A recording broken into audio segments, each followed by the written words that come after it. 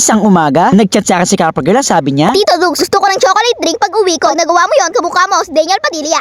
dahil mabait akong tito at honor naman si Kappa Girl, nagawan ko siya ng chocolate drink. Deserve naman niya to dahil honor siya at lagi siyang perfect sa mga assignment. Eto nga, nailagay ko na lahat. Kaya naman hinalo-halo ko na. Syempre, mas masarap to kapag malamig. Eto nga, nagdurog na ako ng yelo. Sarap talaga uminom ng malamig kapag mainit ang panahon. Sinalan ko na itong chocolate drink. Grabe oh, itsura pala mukhang masarap na. Hinalo-halo ko ulit para mabilis lumamig yung yelo. Eto nga, tikman na natin. Grabe na pagtikim ko, sobrang sarap. Lasang chocolate siya. Sigurado pag uwi ni Kappa Girl, galing sa kulit, nakita niya to, tuwang-tuwa yun.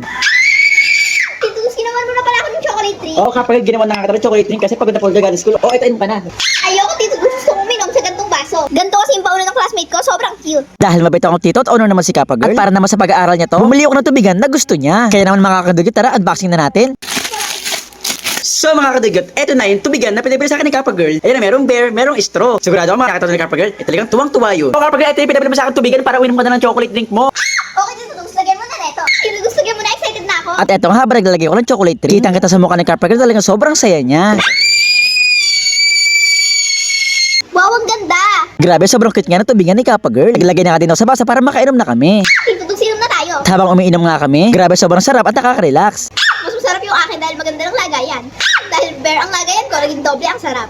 Okay, Tito Dugs, hindi ko muna itong ubusin dahil papasok na ako sa school. Papakita ko to sa mga classmate ko. Bye! Okay Kappa Girl, ingat! Isang umaga, medyo stress nga ako ngayon. Ang ginagawa ko nga pala kapag nai-stress, ay naglalaro ako ng anti-stress relief toy.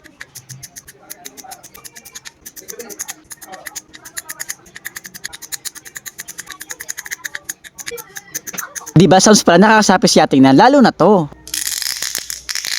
Diba sobrang sarap pakinggan? At sa likod naman ito ay meron pang maze. Habang naglalaro nga ako nitong maze, ay andito na pala si Kappa Girl. Oh, Tito Dugs, ano yan? Ito anti-stress to. Ito nilalaro ko to pag nai-stress ako.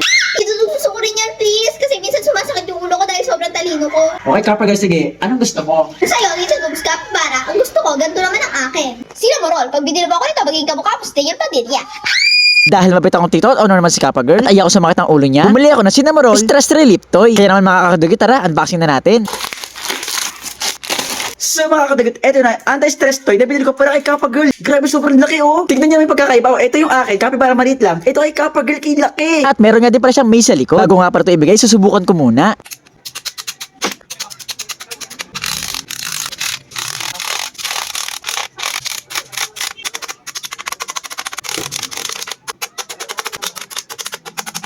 At eto na pinaka-exciting part. Grabe, sobrang ganda, sobrang sapi si Yati. Tito Dugs, sa'yo yung anti-stress toy ko? Kappa Girl, ito na yun. Tito Dugs, akin yan. Papasok na ako sa school. Papakita ko to sa mga classmate ko. Bye! Okay, Kappa Girl, ingat.